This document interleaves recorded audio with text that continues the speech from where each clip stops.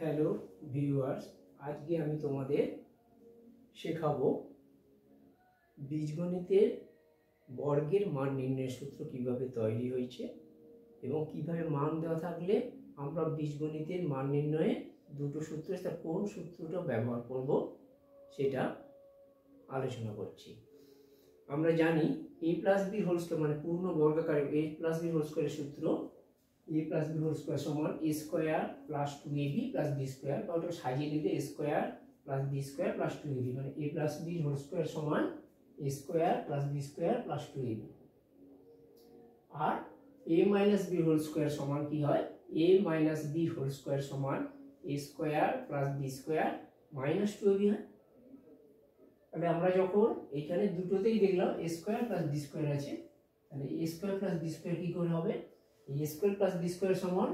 আমরা পক্ষান্তর ঘটাবো, এই plus 2ab বাম পাশে ছিল ওটাকে ডান পাশে নিয়ে গেলে এর প্লাসটা মাইনাস হয়ে যাবে আর মাইনাস 2ab হয়ে যাবে। তেমনি a square plus b square minus 2ab থেকে এখানে মাইনাস 2abটা বাম পক্ষ থেকে ডান পক্ষে আমরা নিয়ে গেলে কি হয়ে যাবে, এটা মাইনাসটা সাইন চেঞ্জ হয়ে মাইনাসটা প্লাস হয়ে যাবে, 2ab হবে। এই মান নির্ণয়ের ক্ষেত্রে এর যে মান নির্ণয়গুলো থাকবে সেগুলোর ক্ষেত্রে যদি a প্লাস b মান দেওয়া থাকে তাহলে আমরা, আর a b মান সকলের ক্ষেত্রে থাকবে, তাহলে a square plus b square মান চাইবে। আবার a মাইনাস b যখন মান a মাইনাস b মান এবং a b মান দেওয়া থাকলে a square plus b square মান চাইবে। তাহলে কোথায় কোন সূত্রটাকে ব্যবহার করব, আমরা যদি a প্লাস b মান দেওয়া থাকে তাহলে আমরা a স্কয়ার প্লাস b স্কয়ারের যে দুটো সূত্র আছে, যে প্লাসের মান দেওয়া আছে বলেই আমরা যার মান দেওয়া থাকবে, প্লাসের মান দেওয়া থাকলে প্লাসের সূত্রই ব্যবহার করব। এই প্লাসের মান দেওয়া আছে তাহলে আমরা a square plus b square সমান লিখে ফেলবো, a square plus b square সমান এই মানটা দেওয়া আছেই বলে এই মানটাকে লিখে ফেলবো, ওইটাকেই লিখবো, এর হোল স্কয়ার লিখবো।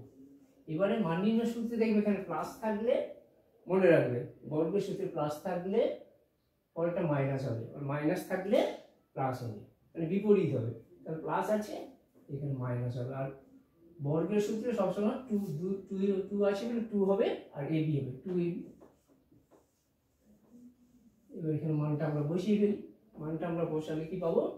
a প্লাস b মান কত 5, তাহলে মান বসালাম 5 স্কয়ার মাইনাস 2 ইন্টু ab মান কত দেওয়া আছে, ab মান 6, 2 ইন্টু 6, আর সমান কত হয়ে যাচ্ছে, সমান বড় 5 এর বড় কত, 5 5 এ 25, 25 মাইনাস 7 এ 12, 7 কত 12, তাহলে 12 25 থেকে 12 বাদ দিলে কত হবে, 12 বাদ দিলে হবে 30। আবার যদি এটা হয়ে গেল এই অঙ্কটার ক্ষেত্রে, যদি a মাইনাস b সমান 2 তো ab সমান 8 হয়, তবে a square plus b square মান কত, তাহলে আমরা কোনটা মান নির্ণয় করতে বলছে, a মাইনাস b, আর কার মান এইটা মান কত, তাহলে এইটা সমান লিখবো, তাহলে আমরা সূত্রটা এইটা দেখেই লিখবো, a square plus b square সমান মান যার দেওয়া আছে সেটাই লিখবো, আর যার মান চাই তাকে লিখলাম। তাহলে আমার মান নির্ণয় সূত্র আর কি, যে 2ab ab আছে 2ab হবে, আর লিখবো এই মাইনাস আছে বলে তাহলে a minus b whole square লিখবো। মাইনাস থাকলে আমি কি বলছি, মাইনাস থাকলে মান নির্ণয়ের পরেরটা প্লাস হয়, প্লাস 2ab। এবার এখানে আমরা মান আছে, মানগুলো বসিয়ে দেবো, a মাইনাস b এর মান কত আছে 2, তাহলে এখানে লিখবো 2 স্কয়ার, f স্কয়ার আছে স্কয়ার লিখলাম, প্লাস 2 ইন্টু ab এর মান কত আছে 8 আছে, তাহলে 8 আমরা বসাবো, 8 বসালে কত হবে, এবার 2 এর বর্গ এবার সরল করি, 2 এর বর্গ কত হয়, 2 এর বর্গ 2 দুগুণে 4 সমান লিখলাম 4 প্লাস 8 দুগুণে কত 16 লিখলাম, 16 4 2 করে 20 এই হয়। তাহলে মান নির্ণয় সূত্র যেটা